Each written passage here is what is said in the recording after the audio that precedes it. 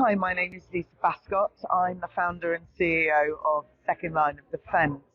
Second Line of Defence is a recruitment company and it specialises in the recruiting of more women into frontline security. Mine is an unusual path. I do not have a history in security or the military or law enforcement as a background. Actually, my background is advertising. But essentially, a couple of years ago, something changed the course of my life.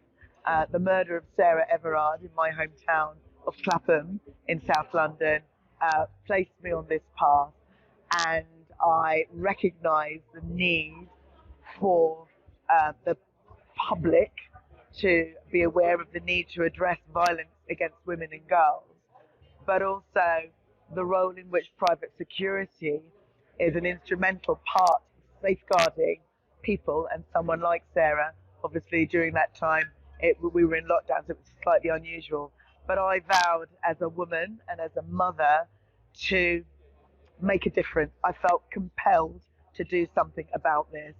So I went off. I got myself qualified as a door supervisor in 2021. And I recognized that my driving force was about um, advocating for diversity within a regulated industry that basically was severely lacking. Of the 400,000 licenses, only 10% are women. And having just had the 2021 census, we also found out that 51% of the population looked like me. So I had a moment and I thought, right, I am going to try to address this in some way. And I wanted to particularly speak to women because I believe that they have certain qualities that they can bring to the role. And diverse security teams, I believe, are the ones that will best represent and reflect communities. So many of the core themes being addressed today at conference resonate with my purpose, mission, if you like, for the industry. I was driven by the need to address the imbalance between men and women in frontline roles, and particularly because I know the importance of diverse teams and what they bring to organisations.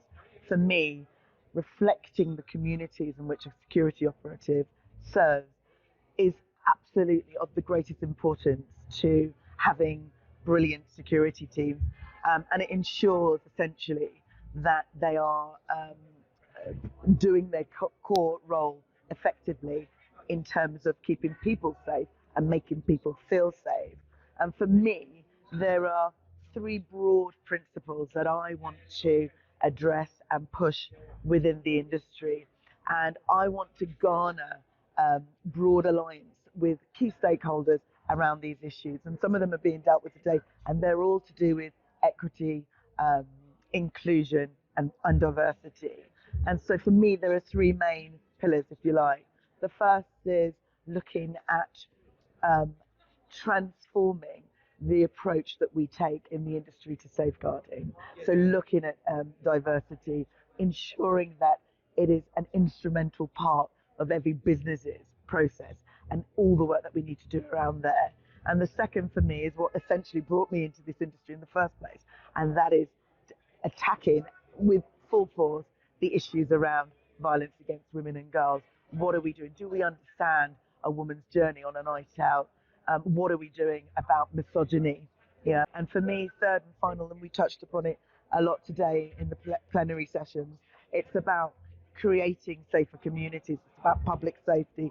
It's about how do we implement the potential changes that Martin's Law, which is an absolutely necessary piece of legislation based on the effects of what we saw at the Manchester Arena and at Brixton. For me, those are the three pillars that are driving me. I'm on a mission. I'm working with key stakeholders. I sit on the National Security Skills Board. I'm working in collaboration with British Transport Police on their race action work stream, as well as their work stream dealing with violence against women and girls. I also work with the Safer Business Network, again, working with them on their Women's Nighttime Safety Charter, as well as violence against women. You can see that there's a theme here. But also, what are we doing? How are we talking to the general public about the part that they need to play in order to help us keep our communities safe. For me, the driving force is about safeguarding in the UK and building resilient communities by gaining those broad alliances around those three pillars.